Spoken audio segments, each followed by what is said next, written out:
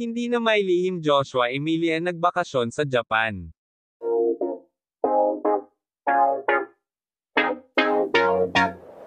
Nasa Japan din ang magjowang Joshua Garcia, Emilian Vigier. At kahit hindi sila mag-post ng mga photo, video na magkasama sila, obvious naman nakadate nila ang isa't isa. Si Emilian kasi ay super post ng mga photo niya na todo emote sa mga kalsada ng Japan. Sa Instagram story niya ay nakapost ang pangmalakasang outfit niya, na may caption lang na Tokyo.